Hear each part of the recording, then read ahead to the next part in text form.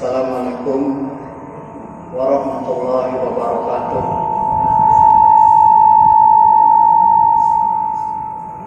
Innal hamdalillah nahmaduhu wa nasta'inuhu wa nastaghfiruh wa na'udzu billahi min shururi anfusina wa sayyiati a'malina. May yahdihillahu fala mudilla lahu wa may yudlil fala hadiya lahu. Asyhadu an la ilaha illallah wahdahu la syarika lahu wa asyhadu anna Muhammadan abduhu wa rasuluh. Allahumma shalli wa sallim ala nabiyyina Muhammad wa ala alihi wa sahbihi ajma'in, amma ba'd. Qala Allah ta'ala fil Qur'anil Karim, ya ayyuhalladzina amanu taqullaha haqqa tuqatih wa la tamutunna illa wa antum muslimun. Ya ayyuhan nasu taqu rabbakumul ladzi khalaqakum min nafsin wahidah wa khalaqa minha zawjaha wa bassa minhuma rijalan katsiran wa nisaa. Wattaqullaha alladzi tasaaluna bihi wal arham innallaha kana 'alaikum raqiba. Ya ayyuhalladzina amanu taqullaha wa qulu qawlan sadida yuslih lakum a'malakum wa yaghfir lakum dhunubakum wa may yuti'illaha wa rasulahu faqad faza fawzan 'azima. Amma ba'd, fa inna asdaqal hadisi kitabullah wa khairal hadyi hadyu Muhammadin sallallahu alaihi wasallam wa syarrul umuri muhdatsatuha wa kullu muhdatsatin bid'ah wa kullu bid'atin dhalalah wa kullu dhalalatin finnar. Bapak-bapak, ibu-ibu hadirin yang dirahmati Allah, marilah kita mengucapkan alhamdulillah, segala puji bagi Allah yang telah mengaruniakan taufik dan hidayah kepada kita sekalian, sehingga kita dapat melaksanakan berbagai macam ibadah, baik itu yang wajib maupun yang sunnah. Mudah-mudahan Allah memberikan kepada kita semua keistiqomahan untuk menyembah hanya kepada Allah. Dalam kesempatan ini saya ingin membicarakan tentang cinta kepada Rasulullah sallallahu alaihi wasallam. Hal ini disebabkan karena mengambil momentum bulan Rabiul Awal, di mana pada bulan tersebut Nabi kita yang kita cintai melebihi semua makhluk, termasuk diri kita sendiri. Sampai di akhirat beliau menunggu kita di sebuah telaga Rasulullah Sallallahu Alaihi Wasallam yang kita sering mengenalnya dengan Telaga Al-Kautsar. Hal ini disebabkan karena sumber air telaga tersebut dari surga Al-Kautsar yang diperuntukkan untuk umat Nabi Muhammad SAW. Di dalam sebuah kitab itu diterangkan ada 4 akibat yang diakibatkan dari perbuatan beragama yang tidak mencontoh kepada Rasulullah Sallallahu Alaihi Wasallam. Pertama, ibadah yang dilakukan dengan tidak mencontoh kepada Rasulullah Sallallahu Alaihi Wasallam yang di kalangan kita Muhammadiyah dan juga umat Islam pada umumnya disebut dengan bid'ah, yaitu perkara ibadah yang dilakukan tanpa mencontoh kepada Nabi Shallallahu Alaihi Wasallam. Dampak yang pertama adalah ibadah tersebut tertolak. Dalilnya sudah sering kita sampaikan, man amila amalan laisa alaihi amruna fahuwa rad. Amal ibadah yang dilakukan tanpa ada contoh dari Rasulullah Sallallahu Alaihi Wasallam maka tertolak. Kemudian yang kedua, di dalam sebuah hadis yang sahih Rasulullah menyatakan bahwa Allah benar-benar menutup taubat bagi ahli bid'ah sebelum dia meninggalkan bid'ahnya. Cuma yang menjadi masalah, perbuatan bid'ah itu menyenangkan dan perbuatan bid'ah itu dianggap sebagai perbuatan yang baik, sehingga si pelaku tidak menyadari bahwa itu adalah perbuatan yang tertolak. Kemudian yang ketiga, nanti di padang mahsyar Nabi menunggu umatnya di telaga Al-Kautsar, satu telaga yang gelas untuk minum itu sebanyak bintang di langit. Artinya nggak mungkin kurang. Orang yang minum walaupun seteguk itu tidak akan haus selama-lamanya.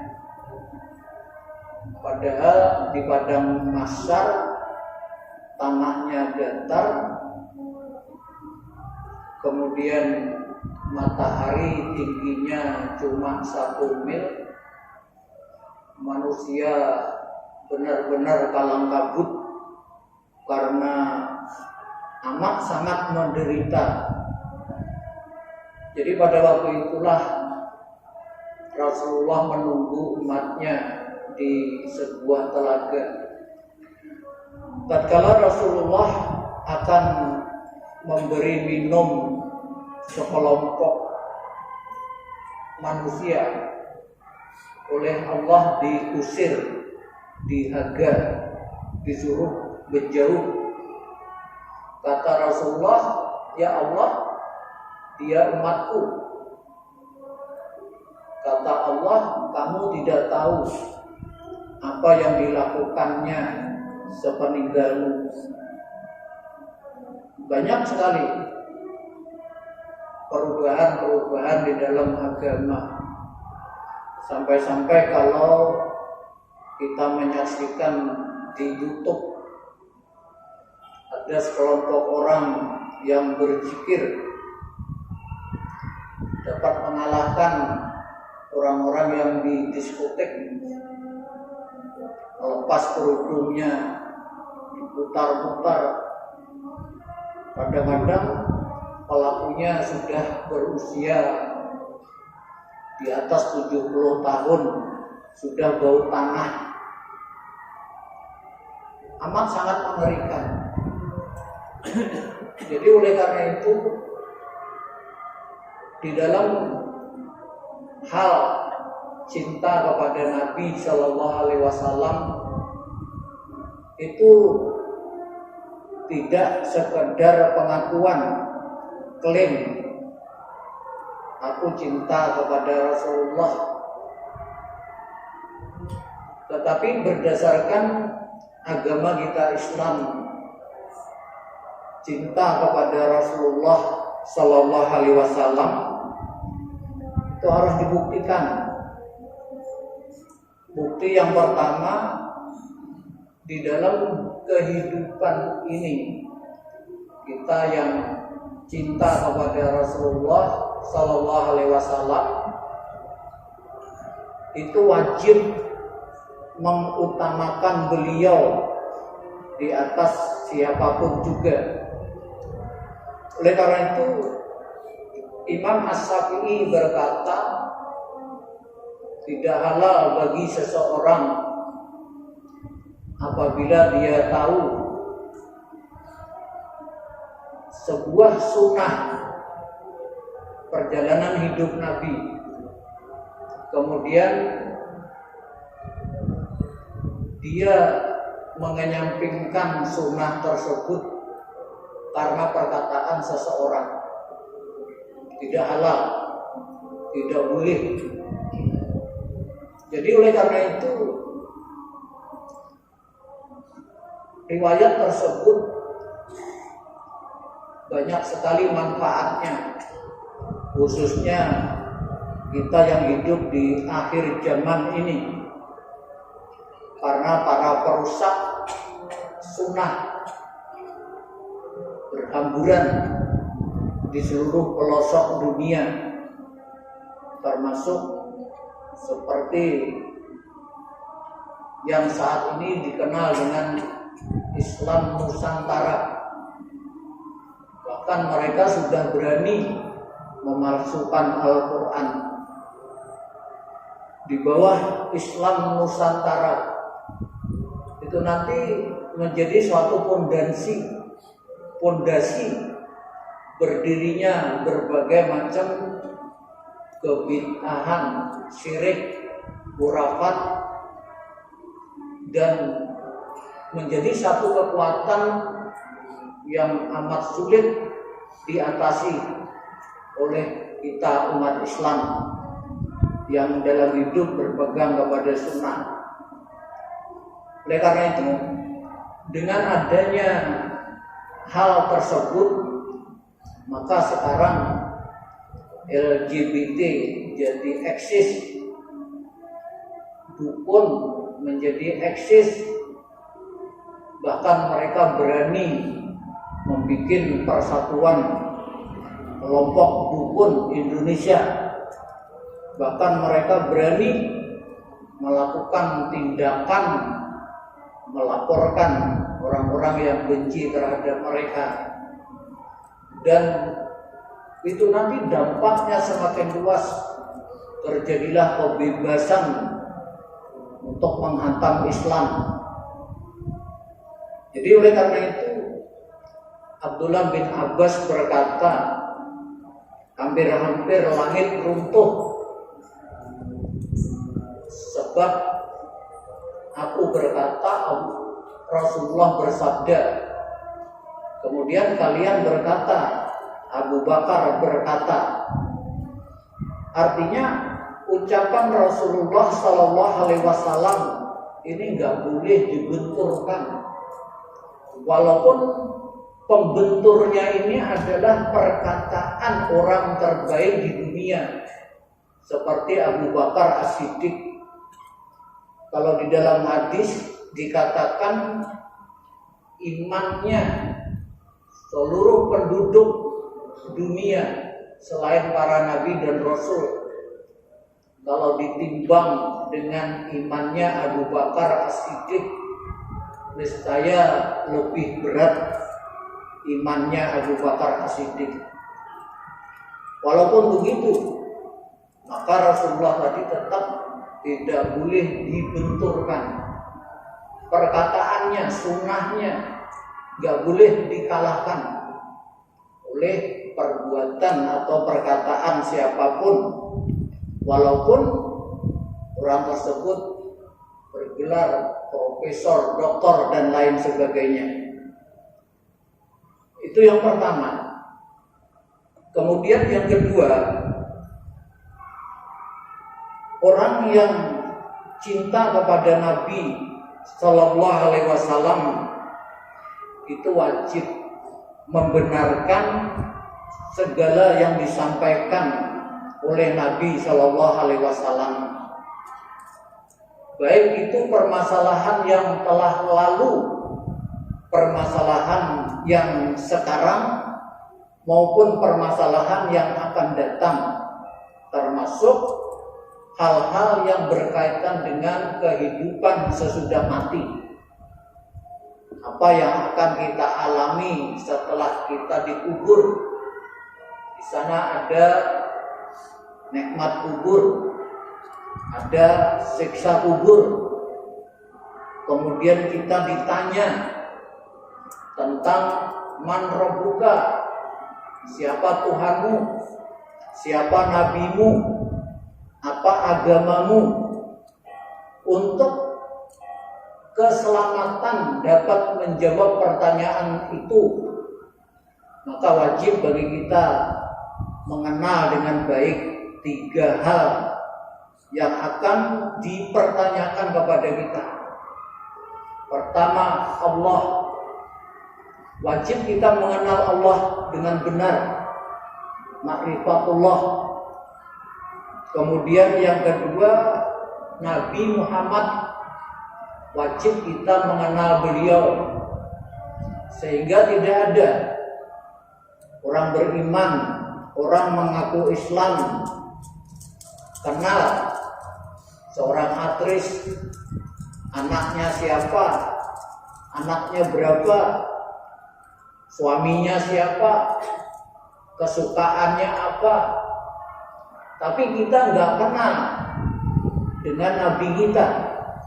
Siapa ibunya, siapa ayahnya, anaknya 6, 2 laki-laki, 4 wanita, sejarah hidupnya, tatkala diboikot selama 3 tahun, cuma makan daun-daun muda bersama kulit-kulit kayu yang tipis, bersama 100 orang dari Bani Hashim untuk memperjuangkan Islam. Kenallah Nabi kita yang cinta kepada kita sampai dalam kehidupan di akhirat nanti. Yang ketiga, kenallah dengan baik agama kita Islam. Islam sudah sempurna. Semua yang menyebabkan kamu masuk surga sudah diperintahkan kamu mengerjakannya oleh Rasulullah semua yang menyebabkan kamu masuk neraka, kamu sudah dilarang supaya jangan sampai masuk neraka. Islam sempurna, gak perlu ditambah. Jadi oleh karena itu tinggal kita mempelajari, laksanakan yang wajib, iringi dengan yang sunnah. Untuk apa? Supaya Allah cinta kepada kamu. Kalau Allah sudah cinta kepada kamu, Allah akan menjadi mata tatkala kita melihat, menjadi telinga tatkala kita mendengar, menjadi kaki tatkala kita berjalan. Jadi oleh karena itu, benarkan semua yang dikatakan Rasulullah. Walaupun umpamanya di luar nalar, apabila hadisnya sahih maka terimalah. Jangan seperti orang-orang liberal yang mengutamakan akal, dalil kalah dengan akal, mengatakan Islam itu aneh. Masa berwudu bekantut batal? Imbah batal bekantut yang dibasuh kenapa bukan pantat? Ini dianggapnya tidak masuk akal. Hal-hal yang tidak masuk akal ini akan digusurnya, sehingga Islam itu semakin hancur dan rusak. Kenapa? Kita wajib membenarkan apa yang dikatakan oleh Rasulullah. Karena Allah berfirman, "Wa ma yantiqu 'anil hawa in huwa illa wahyu yuha." Apa yang dikatakan oleh Muhammad itu bukan berdasarkan hawa nafsu, tetapi yang dikatakannya itu adalah wahyu yang diwahyukan kepadanya. Yang diucapkannya itu, yang dikerjakannya itu adalah bersumber dari Allah yang maha hak, Allah yang maha benar, sumber dari kebenaran, menurunkan wahyu kepada Rasulullah, disampaikan kepada kita supaya kita selamat, supaya kita jangan menderita di akhirat. Karena akhirat itu sangat lama. Padang mahsyar aja di dalam hadis yang sahih itu 1 hari di padang mahsyar sama dengan 1000 tahun dalam kehidupan dunia. Di dalam ayat lain dikatakan 1 hari di padang mahsyar sama dengan 50.000 tahun. Kenapa berbeda? Karena rasa orang-orang yang mengalaminya, mengalami perbedaan rasa. Seperti Ashabul Kahfi, ditidurkan di dalam gua oleh Allah, lamanya 309 tahun. Bayangkan, tidur lamanya 309 tahun. Begitu bangun, yang satu mengatakan kita sudah tidur 1 hari penuh, yang lain mengatakan setengah hari. Sama di alam barzah. Rasulullah sendiri sampai saat ini di alam barzah sudah berapa tahun? Abu Lahab, Abu Jahal sudah hampir 140 tahun lebih. Sampai saat ini 1430-an tahun berada di alam barzah. Kayak apa? Kalau orang itu diridhoi oleh Allah, kenikmatan akan ditampakkan, dan dia sangat berkeinginan segera terjadi kiamat untuk masuk ke dalam surga yang diberikan gambarannya, yang harumnya sudah tercium. Bagaimana dengan orang-orang seperti Fir'aun, Abu Lahab, orang-orang yang musyrik, ahli maksiat? Jadi oleh karena itu tatkala dinampakkan, mereka mengatakan alangkah baiknya Kalau jadi tanah saja, nggak usah dibangkitkan. Semua ini adalah ucapan dari Rasulullah Sallallahu Alaihi Wasallam. Kemudian yang ketiga, orang yang cinta kepada Nabi wajib beradab di sisi Nabi Sallallahu Alaihi Wasallam. Di antara adab di sisi Nabi Sallallahu Alaihi Wasallam ialah apabila disebut nama Rasulullah Sallallahu Alaihi Wasallam, hendaklah kalian bersalawat kepada Rasulullah Sallallahu Alaihi Wasallam.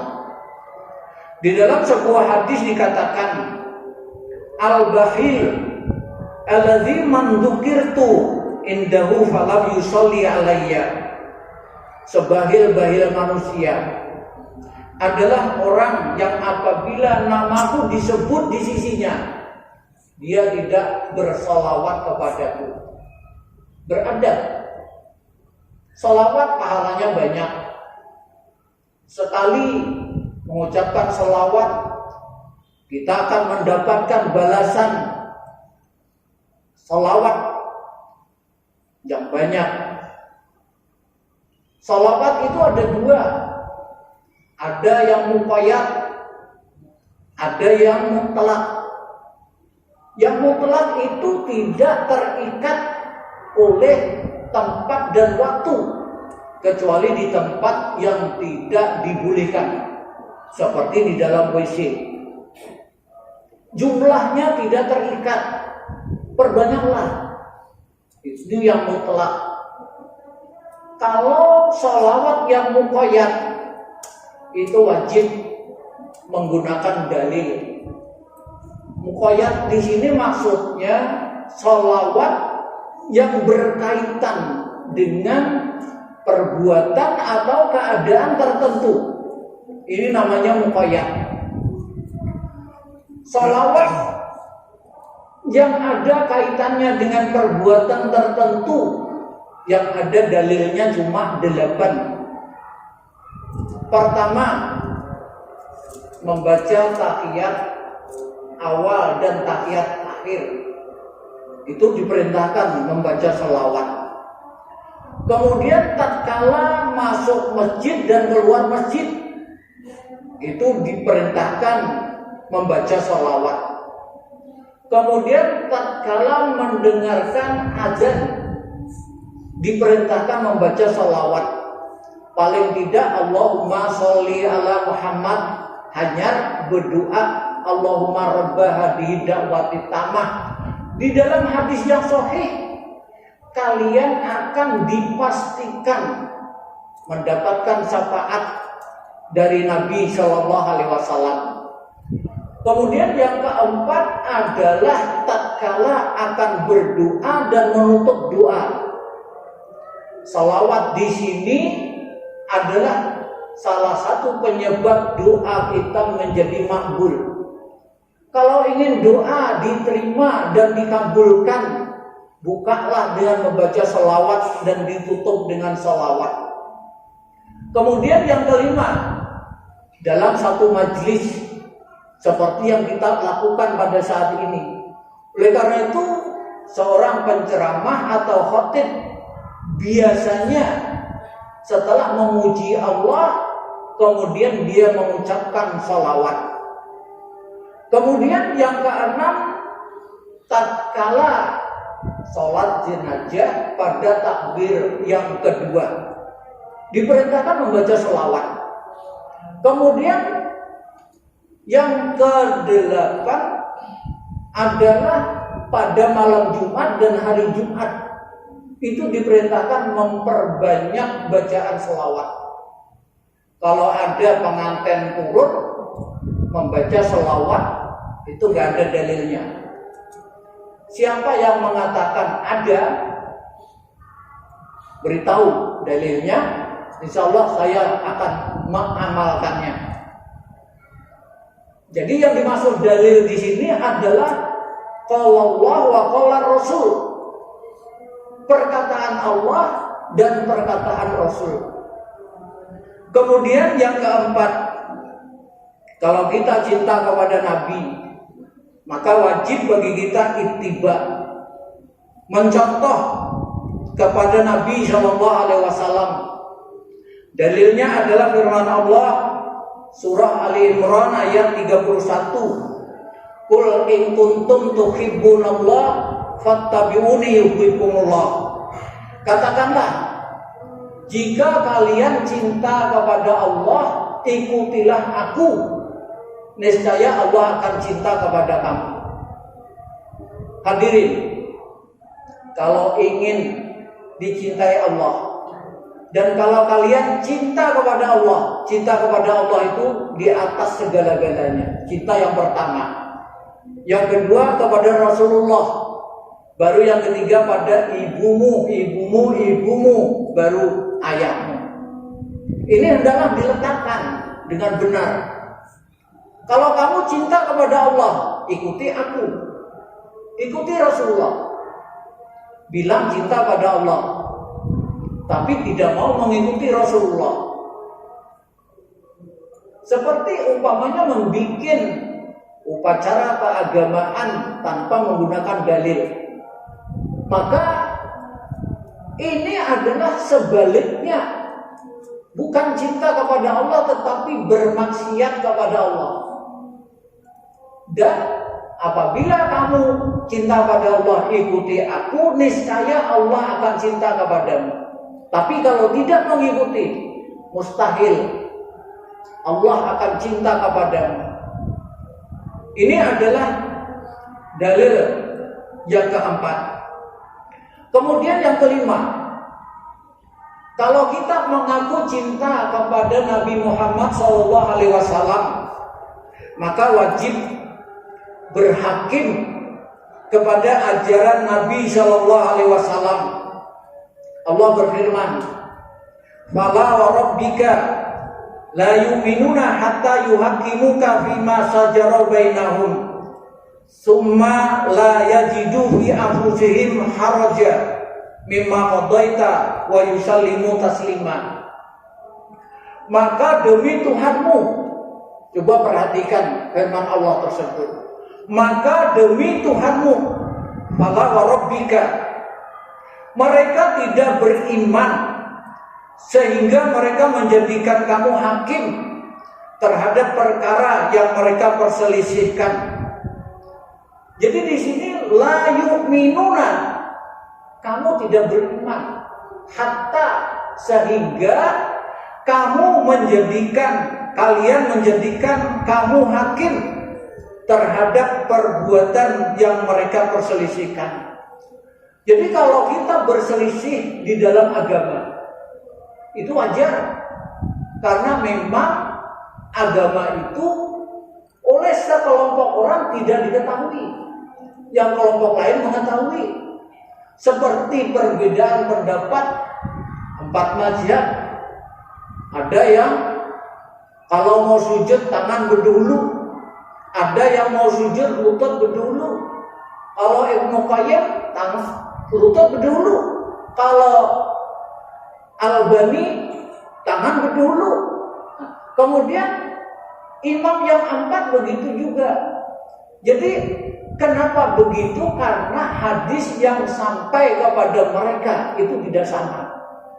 Oleh karena itu, tatkala Imam As-Syafi'i ditanya tentang menyentuh istri, batal wudu atau tidak, Imam Syafi'i berkata, seandainya hadis Aisyah itu sahih, maka aku berpendapat seperti hadis Aisyah itu.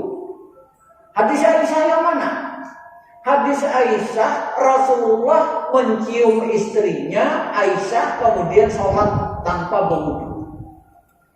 Dalam suatu malam Rasulullah sholat, Aisyah ini mahar-hahar, kemudian terpegang tumit Rasulullah yang dalam keadaan sujud. Ini dalil sujud itu tumit harus rapat. Jadi waktu itu tumit Rasulullah rapat dalam keadaan sujud. Seandainya batal, Rasulullah pasti sholatnya batal. Jadi kadang-kadang satu hadis sampai kepada satu imam, tetapi yang lain tidak pernah mendapatkan hadis tersebut. Ya karena memang dulu tidak seperti sekarang. Sekarang bapak-bapak lebih mudah untuk mengetahui sebuah hadis, itu lebih mudah. Walaupun rajin-rajinan kita kalah jauh dengan orang-orang dahulu. Kadang-kadang wayah ini kita kitabnya sudah ada. Bahkan kadang-kadang banyak yang menggunakan YouTube. Tanya sama Mbah Google dan lain sebagainya. Jadi oleh karena itu berhakim kepada ajaran Rasulullah SAW dan menerima. Jadi di situ dikatakan la yajidu fi anfusihim harajan mimma qadaita. Tidak ada rasa kecewa, sakit hati tatkala menerima keputusan itu. Umpamanya jangan sampai wah kita lain mazhab Bang. Enggak ada yang seperti ini. Apalagi kita dengan alasan wah kita lain partai. Kok partai ini lain, partai Golkar lain. Ini kebenaran tidak ditentukan oleh itu, tetapi dalil Al-Quran dan Sunnah Nabi.